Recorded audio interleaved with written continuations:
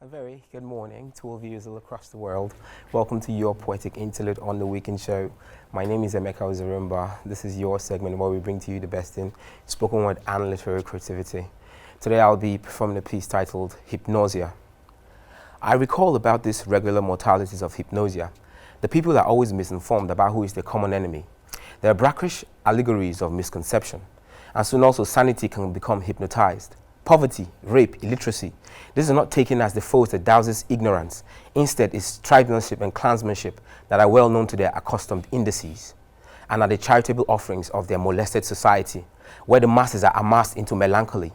Melancholy of seeing your environment become a wasted recircle of the same ignorant deeds in the same new fashion, the same calamitous opera of suffocated symphonies. Fundamentally, the masses are being manipulated. Sometimes they tell me, don't call them masses, call them people.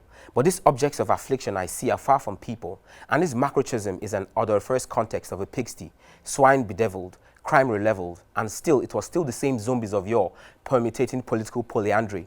Almost all Nigerians are slaves to this vicious system and are aware of this traumatization and indigestion of hopelessness.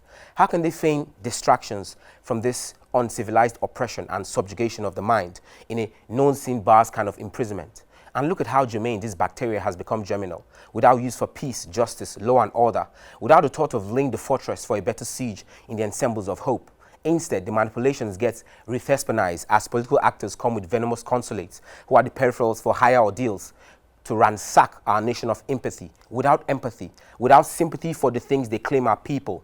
Stuff suffusion of soliloquy in squalor and pseudo-antagony, love limericks of lies and lechery, lewd and lascivious, treacherous trickery that turns to terror, terrorizing terrorism, without condensed anomaly. How can you bestow on the people the unction of poverty in a reverse terminology sanctioning, making their source of hope reduced to nothingness from the scourge of the humanity? How perplexed must be the origin of such a synopsical caveat with a fidgeting end's meet for ostriches, ocular and frugal and optimally minimal, even to the criteria of stupendous infrastructure, becomes to embellish a woeful architecture of human greed in excelsis. How panoramic when the masses are tethered for the slaughter and the dab of blood ravishes is scavenged for authorities of leitmotif, sagging even to the extent of a mosaic millipede living in an insalubrious habitat, while they preach prosperous, and yet the villains parade the streets as the heroes, as the aurelia of fauna to a superstitious occasion, fraternized by fear, invisibly in the visibility of temerity, in clavians of soon a societal forecaster, flawed in all aptitudes of remembrance.